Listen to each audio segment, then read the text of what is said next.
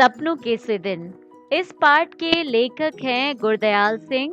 तो चलिए समझ लेते हैं लेखक परिचय के बारे में। गुरदयाल सिंह पंजाबी साहित्य के एक बहुत ही सुप्रसिद्ध फेमस लेखक हैं। उन्होंने अपने लिटरेचर में ग्रामीण परिवेश, रूरल एरियाज का भावनात्मक प्रस्तुतिकरण, इमोशनल रिप्रेजेंटेशन किया है। और उनकी कहानियों के जो मेजर पात्र हैं, जो इम्पोर्टेंट कैरेक्टर हैं, वो खेतीहर मजदूर और पिछड़े दलित वर्ग रहे हैं। ज्ञानपीठ, साहित्य अकादमी, सोवियत लैंड, नेहरू पुरस्कार अर्थात सभी सम्मान जो कि लिटरेचर के फील्ड में फेमस है उन्हें प्राप्त हैं। ये सभी उनकी रचनाएं हैं, आप देख सकते हैं। और प्रोफेशन के रूप में उन्होंने एक अध्यापक और विश्वविद्यालय के प्रोफेसर के रूप में कार्य किया है। देखिए बच्चों, यदि कहानी को हमें अच्छे से समझना है तो हम पूरी कहानी को इस तरीके से ये इम्पोर्टेंट संकेत बिंदु के रूप में डिवाइड कर सकते हैं। इन सभी पॉइंट में पूरी कहानी आसानी से समझी जा सकती है। तो चलिए अब हम कहानी को एक्सप्लेनेशन अच्छे से इसका समझ लेते हैं। बेसिकली ये कहानी आत्मकथात्मक शैली अर्थात ऑटोबायोग्राफी के रूप में प्रस्तुत की गई है। लेखक ने अपने जीवन की बहुत ही ग्लिटरिंग मेमोरी, स्वर्णिम यादों का अर्थात स्कूली जीवन का वर्णन किया है। अपने बचपन के दिन, वो भी विद्यालय के जो दिन हैं, उनकी बेहतरीन यादों को उन्होंने प्रकट किया। तो चलिए बच्चों, सभी संकेत बिंदु को एक एक करके समझते हैं। सबसे पहला जो टॉपिक है वो है लेखक के साथी। आप जानते हैं विद्यालय जीवन में, स्कूल की लाइफ में दोस्तों का बहुत इंपॉर्टेंस होता है। लेखक के सभी दोस्तों की जो इकोनॉमिकल कंडीशन है, स्थिति एक जैसी है। सभी लोग फटे पुराने कपड़े पहन के हमेशा मिट्टी में खेलते रहते हैं। माता पिता के डांटने के बावजूद भी हमेशा खेलना ही पसंद करते हैं, क्योंकि कहीं ना कहीं इसके पीछे कारण ये है कि उनके जो पेरेंट्स हैं उनको भी बच्चों की पढ़ाई में ज्यादा रुचि नहीं है। स्कूल के जो बच्चों के लेखक के जो दोस्त हैं वो राजस्थान और हरियाणा से ही आए हुए हैं। आप जानते हैं जो पंजाब जो जगह है उसके नेबरिंग जो स्टेट है वो राजस्थान हरियाणा है, इसलिए ज़्यादातर बच्चे उसी स्टेट से बिलोंग करते हैं। अब हम स्कूल के दिनों की बात करें तो लेखक के स्कूल की जो बात करें तो लेखक और सभी दोस्तों को अपने स्कूल के आसपास लगी कलियों को चपरासी की नज़र चुराकर तोड़ना बहुत पसंद है। लेखक जब नई क्लास में जाते हैं तो उन्हें पढ़ाई करने की खुशी नहीं होती, बल्कि ये खुशी होती कि वो मैच्योर हो रहे हैं, बड़े हो रहे हैं, क्योंकि लेखक को पढ़ने में ज़्यादा रुचि है नहीं। पढ़ाई की यदि महीनों की बात की जाए, मतलब कब बच्चे पढ़ते हैं, तो ज़्यादातर बच्चे पढ़ना पसंद नहीं करते हैं। कुछ बच्चे तो ऐसे हैं जो बिल्कुल पढ़ना पसंद नहीं करते, बहुत ही कम बच्चे हैं जो पढ़ना पसंद करते हैं। आरंभ के महीने में जब स्कूल शुरू होते हैं 1-2 महीने पढ़ाई होती है, बाद में 1.5-2 महीने छुट्टी पड़ जाती है। बच्चे अपने ज्यादातर समय ननिहाल में बिताते हैं, गांव में जाकर तालाब में नहाते हैं। आप जानते हैं नानी के घर में खूब खातिरदारी होती है, बच्चों को बहुत प्रेम मिलता है, बच्चे खूब बढ़िया सा खाना खाते हैं, दही, दूध, मक्खन, सभी तरह की चीजें, व्यंजन खाते हैं और छुट्टियों में बहुत मस्ती करते हैं। फिर जब छुट्टियां खत्म होने वाली होती है तो उन्हें याद आता है अपना होमवर्क का, गृह कार्य का। अक्सर गर्मियों की छुट्टियों में बच्चों को होमवर्क मिलता है, लेकिन बच्चे करना पसंद नहीं करते हैं। और जब छुट्टियां खत्म होने वाली होती हैं तो अपने होमवर्क को कुछ दिनों के हिसाब से, बचे हुए दिनों के हिसाब से अपने आप को सांत्वना देने के, बहलाने फुसलाने के लिए डिवाइड करते हैं। लेकिन लास्ट में फाइनली सोचते हैं कि गृह कार्य करने से तो बेटर है टीचर की मार खा लो, मास्टर की पिटाई खाना उन्हें सस्ता सौदा लगता है। इन सभी दोस्तों में ऐसा कैरेक्टर जो है वो है ओम। ओम का कैरेक्टर आप देख सकते हैं इस पार्ट में, जो 23 पन्ना संख्या 23 है, उसमें ओम जो बच्चा है वो इसी तरीके का बच्चा है जिसका एग्जाम्पल हमारे सामने प्रेजेंट किया गया है। इसे आप इस पेज को मैंने यहाँ पे डिस्क्राइब कर दिया है, यहाँ पर पढ़कर भी आप समझ सकते हैं। इस बच्चे को, ओम को, सभी दोस्त रेल बब्बा के नाम से भी पुकारते हैं। आप देख सकते हैं यहाँ लिखा गया है, उसका नाम जो है लोगों ने, दोस्तों ने रेल बब्बा के नाम से रखा हुआ है। क्यों रखा है आप इसमें पढ़ के जान सकते हैं। तो देखिए बच्चों, यदि हम स्कूल का परिचय जाने तो बहुत छोटा सा स्कूल है, प्राइमरी स्कूल है, जिसमें कुल 9 कमरे हैं। हेडमास्टर साहब हैं, उनका नाम मदन मोहन शर्मा है।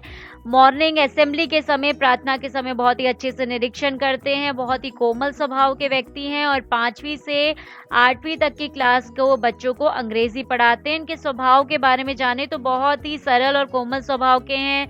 ना बच्चों को मारना डांटना पसंद करते हैं, यदि गलती से मार भी देते हैं गुस्से से तो बच्चों को बिल्कुल डर नहीं लगता, इवन वो हंसी के पात्र बन जाते हैं। अब है इस कहानी के सबसे लीडिंग कैरेक्टर, सबसे इम्पोर्टेंट कैरेक्टर जिसे जानना बहुत ज़रूरी है बच्चों। इससे रिलेटेड एग्जाम में कई क्वेश्चन भी आते हैं। वो है पीटी के अध्यापक प्रीतम चंद जी। इनकी क्वालिटीज़ जो है वो बहुत सारी हैं, जिनमें से सबसे बड़ी बात है वो बहुत ही अनुशासित प्रिय व्यक्ति हैं, डिसिप्लिन वाले व्यक्ति हैं, बहुत ही गुस्से वाले स्वभाव के हैं।